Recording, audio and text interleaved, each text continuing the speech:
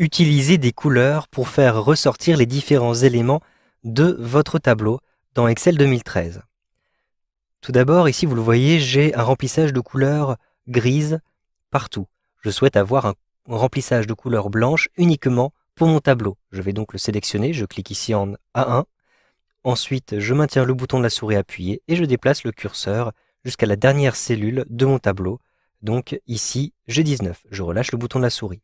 Maintenant, je vais appliquer une couleur de remplissage blanche tout simplement. Je clique tout en haut dans l'onglet Accueil et je vais retrouver ici, à l'intérieur du groupe Police, un petit sceau qui signifie remplissage. Je clique ici sur la petite flèche qui se trouve juste en dessous pour choisir la couleur de remplissage. Si je clique à cet endroit-ci, je choisis une couleur blanche et donc vous voyez que tout mon tableau a maintenant une couleur blanche.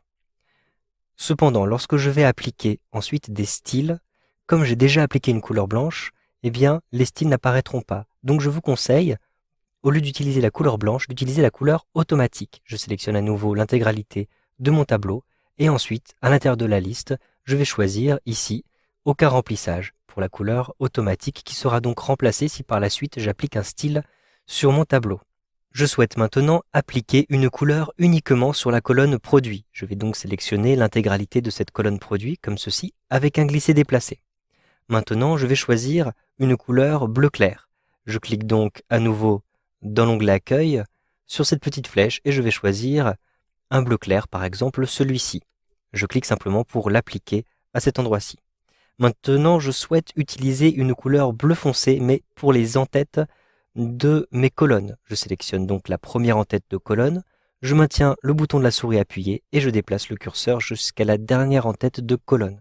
Ensuite, je vais me rendre à nouveau ici dans le petit outil de remplissage et je peux sélectionner une couleur bleu foncé.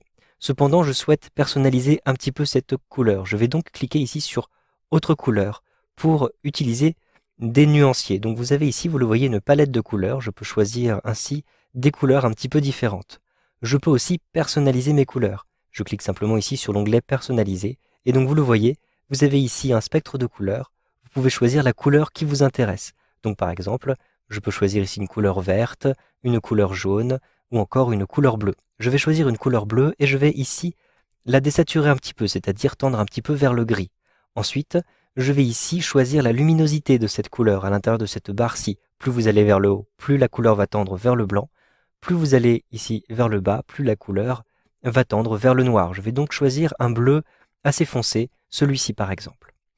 Si vous connaissez les codes rouge, vert et bleu de vos couleurs, sachez que vous pouvez ici choisir les différents taux de lumière rouge, verte et bleue à l'intérieur de votre couleur.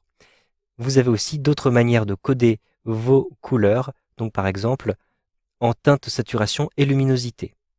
Pour l'instant, je conserve la couleur que j'ai créée et je clique sur OK. Donc vous le voyez, j'ai mes en-têtes de colonnes qui sont maintenant de couleur bleue. Je souhaite maintenant appliquer une couleur noire pour le titre. Donc je sélectionne cette cellule qui a été fusionnée et à l'intérieur de la liste des couleurs, je choisis simplement le noir à cet endroit-ci. Il est important de mettre en valeur la police par-dessus l'arrière-plan d'une cellule. Comme vous pouvez le voir, une couleur foncée sur une couleur foncée n'est pas visible. Je vais donc sélectionner ici les différentes cellules, donc avec un glisser-déplacer comme ceci, de A1 jusqu'à G2, et ensuite, je vais appliquer cette fois-ci une couleur de police et non plus une couleur d'arrière-plan de cellule.